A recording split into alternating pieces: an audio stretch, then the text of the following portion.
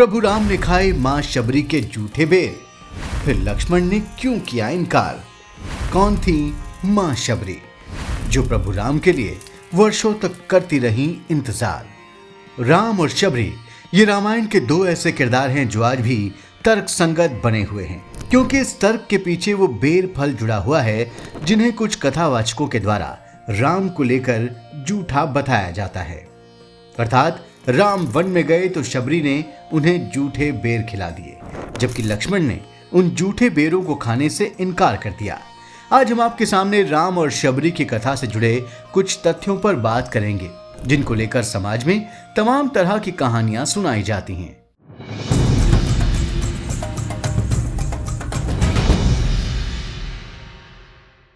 इस कहानी की शुरुआत होती है भील जाति के एक कबीले से, जिसके राजा अज थे।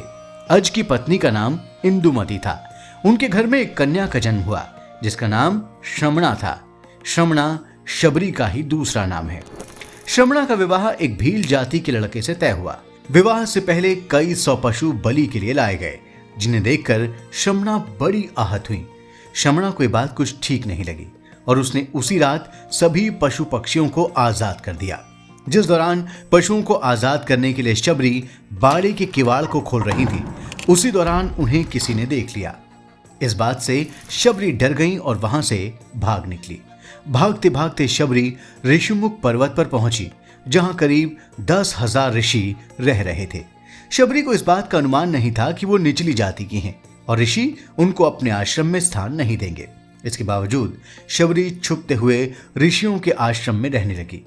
लेकिन इस दौरान शबरी उस आश्रम में रोज सवेरे साफ सफाई कर दिया करती थी और हवन की लकड़ियां भी हवन कुंड के पास रख देती थी।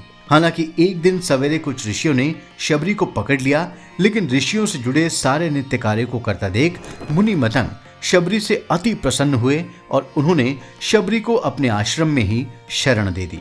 एक दिन ऋषि मतंग का अंत समय आया और वो शबरी को आश्रम सौंपकर देवलोक जाने लगे। तब शबरी भी साथ जाने की जिद करने लगी। उस समय शबरी की उम्र महज 10 वर्ष थी।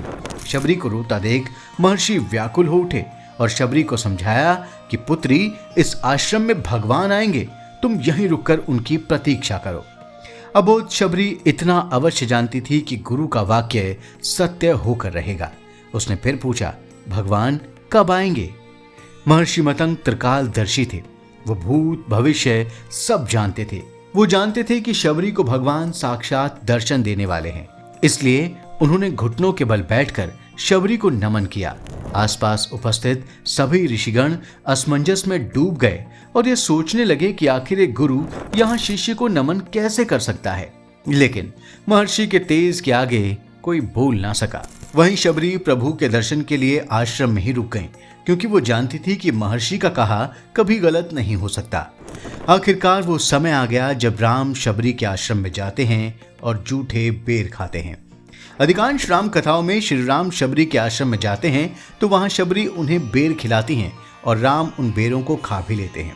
लेकिन मूल वाल्मीकि रामायण और तुलसीकृत रामचरितमानस दोनों में ही ये कथा नहीं है। राम शबरी के आश्रम जरूर जाते हैं, लेकिन वहां शबरी उन्हें सिर्फ जंगली फल खाने के लिए देती हैं। बेर खिलाने का कोई जिक्र नहीं है। इसके अलावा शबरी लक्ष्मण को भी जूठे बेर देती हैं, लेकिन वो खाने से इनकार कर उन्हें जमीन पर फेंक देते हैं। यही जूठे बेर बाद में संजीवनी बूटी बन जाते हैं और जब लक्ष्मण को शक्ति बाण लगता है तो हनुमान जी इन्हीं जूठे बेरों से बनी संजीवनी बूटी लेकर आते हैं, जिससे लक्ष्मण की मूर्छा दूर होती है। इसके अलावा संजीवनी बूटी लाने के लिए हनुमान हिमालय जाते हैं, जबकि शबरी की कुटिया दक्षिण भारत के कर्नाटक में स्थित है, जिसे शबरी का आश्रम कहा जाता है। वहीं रामायण के अरण्य कांड में यह उल्लेख मिलता है कि शबरी के देह त्यागने के बाद राम और लक्ष्मण ने उनका अंतिम संस्कार किया और फिर वे पंपा सरोवर की ओर निकल पड़े, जो कर्नाटक में स्थित है। तो दोस्तों, ये राम और शबरी से जुड़ी उन कहानियों का हिस्सा है जो आज भी तर्कों के लिए ताकत और कुतर्कों के लिए आफत बना हुआ है। वैसे आप क्या सोचते हैं राम और शबरी की कथा को लेकर? ये कमेंट बॉक्स में जरूर बताएं।